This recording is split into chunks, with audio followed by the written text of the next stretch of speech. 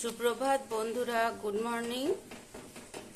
তো আজকে সকাল সকাল চান সেরে গোপালকে ভোগ দেওয়া হয়ে গেছে। তারপর আমরা চাটা খেয়ে নিয়েছি। নিয়ে যে টিফিনের জন্য সুজি বসিয়ে দিয়েছি। তো আজকে ছেলে টিউশন দুটো করে আসবে, তার মাঝে টিফিন খাওয়ার জন্য আমি এই সুজিটাই ওকে দিয়ে দেব। এদিকে হাজব্যান্ডও বেরিয়ে যাবে কাজে, তো ওদের জন্য আমি সুজি বানিয়ে নিলাম। তো আমি সুজি কিভাবে বানাই, এটা কাঠ খোলায় ভাজা, মানে শুকনো খোলায় ভাজা সুজি। তো আমি খুব সামান্য পরিমাণ ঘি অ্যাড করেছি এই গরমের জন্য। দিয়ে দিচ্ছি এরকম আখের গুড়। তো এরকম ভাবেই আমি সুজি বানিয়ে দিই আখের গুড়। তো যখন বাজার থেকে সুজি আসে, তো আমি পুরো সুজিটাই কাঠখোলায় ভেজে একটা বড় কৌটোর মধ্যে ঠান্ডা করে রেখে দিই।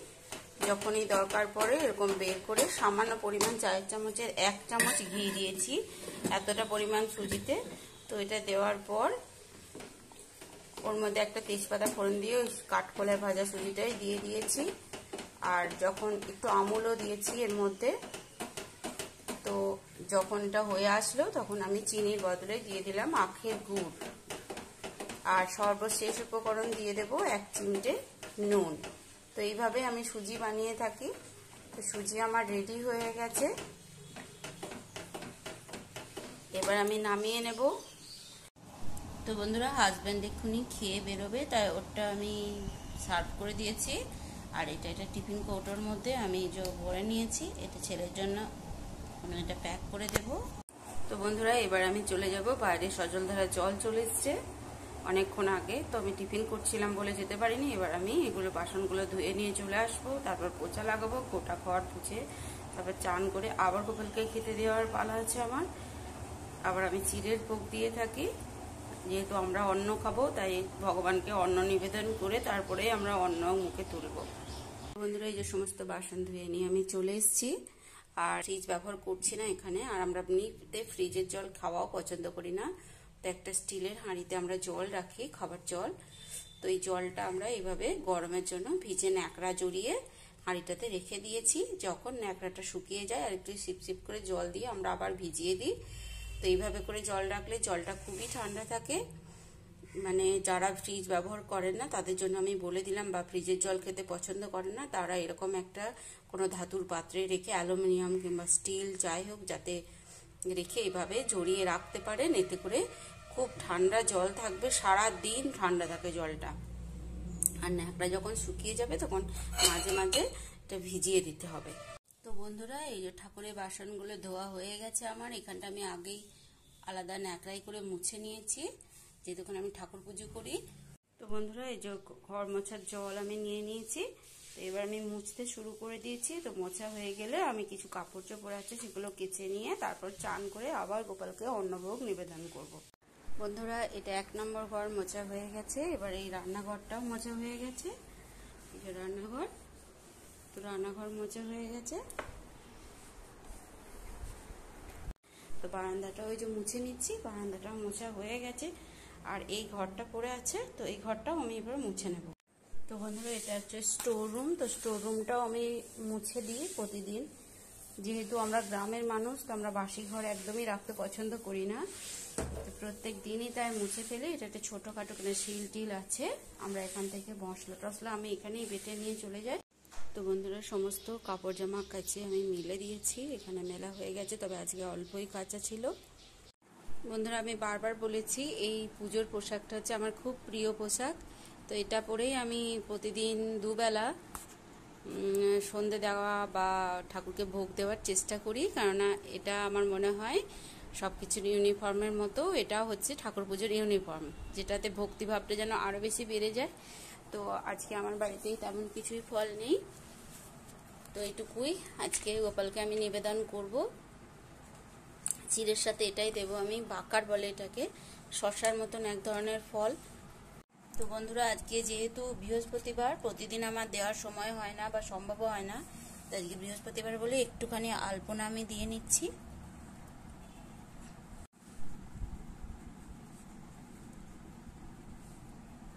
এটা পদ্ম, এটা শঙ্খ, আর এটা হচ্ছে মা লক্ষ্মীর 5।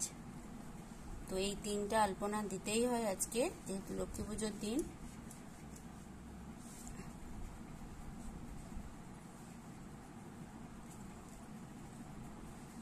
বন্ধুরা, বাইরে একটা বেল গাছ আর তুলসী গাছে তুলসী মঞ্চে জল দিয়ে চলে এসেছি। আর এখন যেহেতু গ্রীষ্মকাল চলছে, তাই ঠাকুমাদের দেখেছি শুধু গাছে না জল দিতে, কোনো ফল বা মিষ্টি সহযোগে দিতে।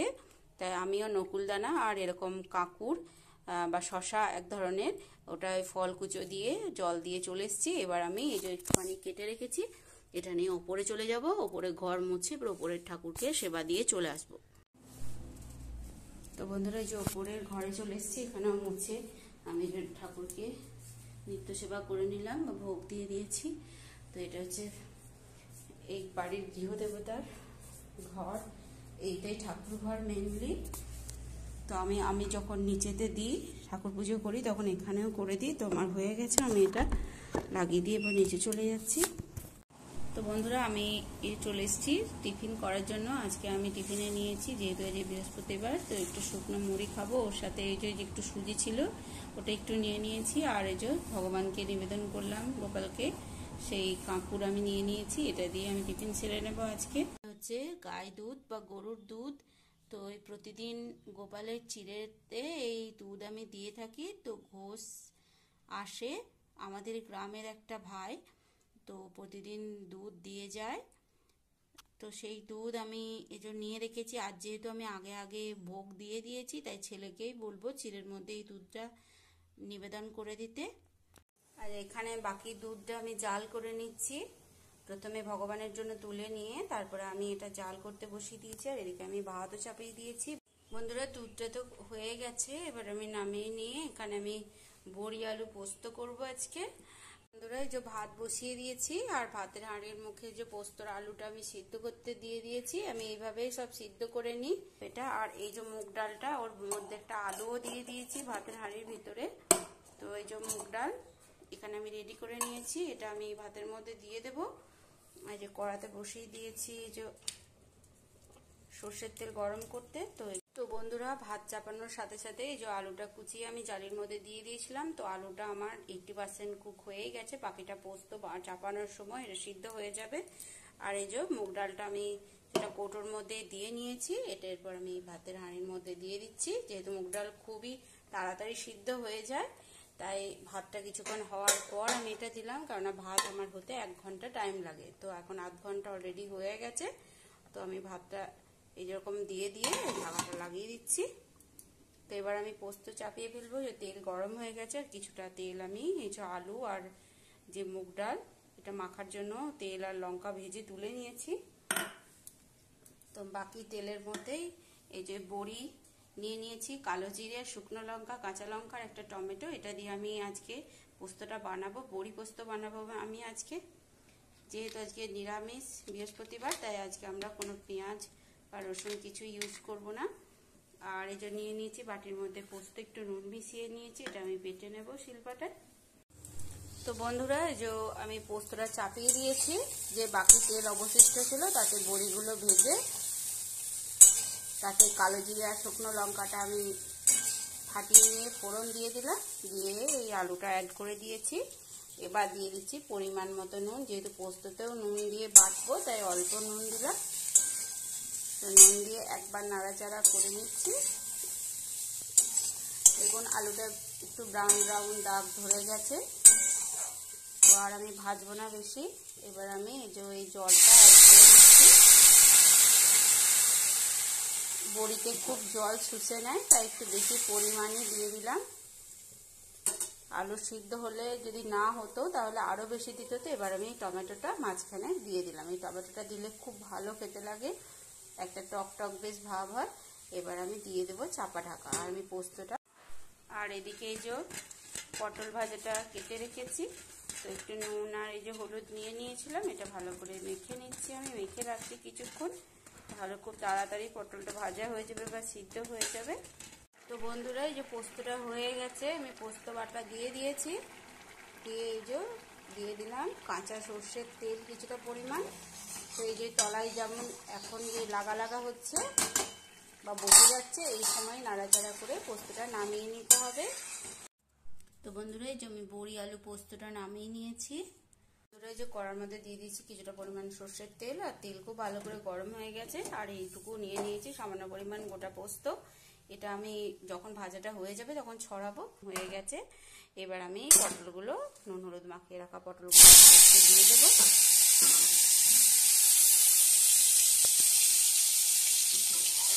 গ্যাসটা সিমে করে আস্তে আস্তে এগুলোকে ভেজে নেবো লাল লাল করে। এদিকে আমার ভাতও হয়ে গেছে, সাথে মুগ ডাল সিদ্ধটাও হয়ে গেছে। তো আমি চামচটার সাহায্যে এটাকে আমি উঠিয়ে নেব। আমি এমনভাবেই করে থাকি। তো বন্ধুরা, পটলটা ভেজে নিয়েছি।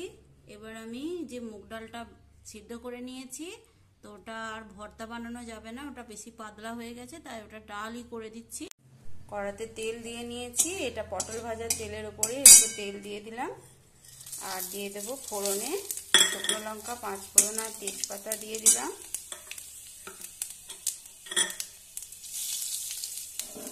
তো ফোড়নটা ভাজা হলে ওর মধ্যে এই যে বাগান থেকে কিছু কারি পাতা তুলে নিয়ে এসেছি, তো মুগ ডালে কারি পাতা দিলে খেতে খুব ভালো লাগে। আর দিয়ে দেবো কিছুটা গ্রেট করা আদা, একই সাথে আমি দিয়ে দিচ্ছি।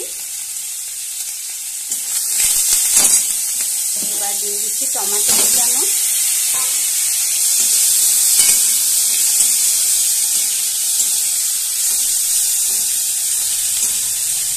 টমেটো কুচানো দেওয়ার পর আমি যেটা দিয়ে থাকি নুন, মিষ্টি, একটু মুগ ডাল বলে মিষ্টির পরিমাণটা একটু বেশি দিয়েছি, আর হলুদ আমি অ্যাড করে দিলাম।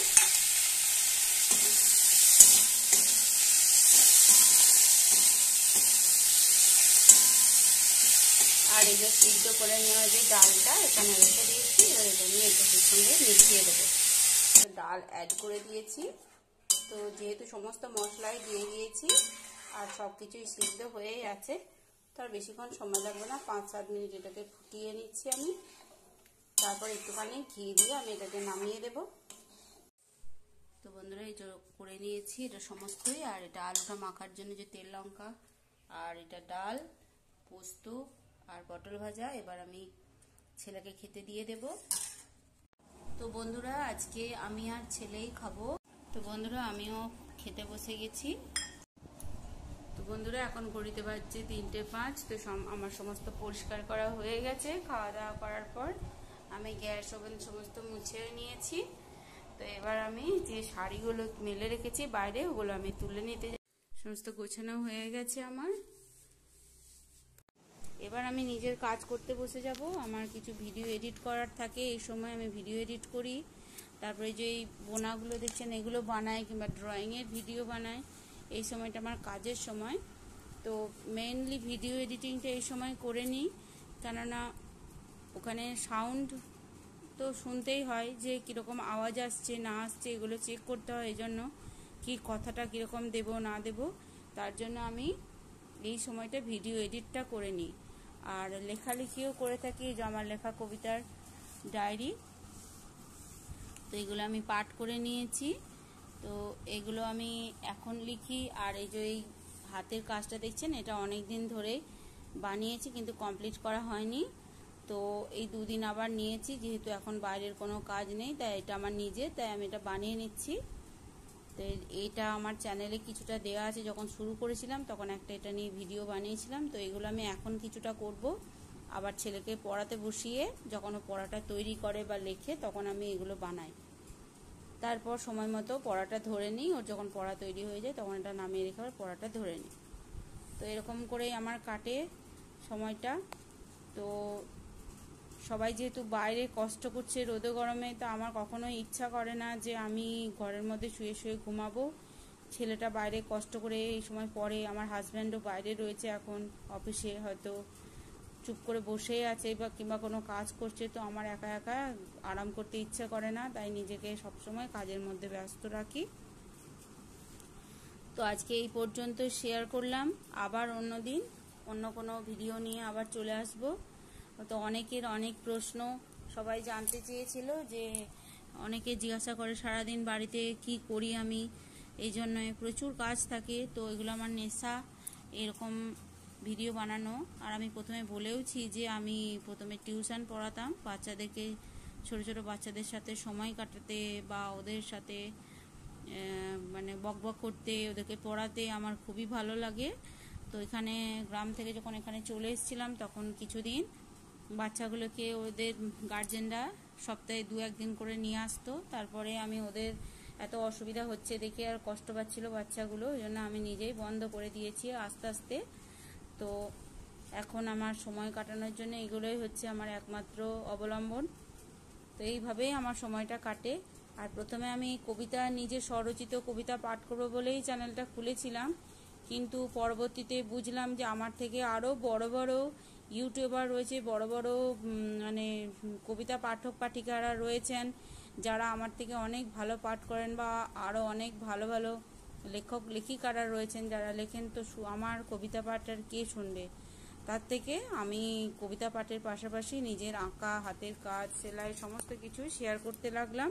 ওই জন্য নাম বদলে আমি মিনতি পাল, এই নামটা বদলে আমি মিনতি ক্রিয়েশন করে দিয়েছি। তো আপনারা অবশ্যই আমার ভিডিওগুলো দেখবেন, আমার পাশে থাকবেন, এই অনুরোধ রইল। তবে আজ এই পর্যন্ত, আবার দেখা হচ্ছে পরের ভিডিওতে। সবাই খুব ভালো থাকবেন, সুস্থ থাকবেন, ধন্যবাদ।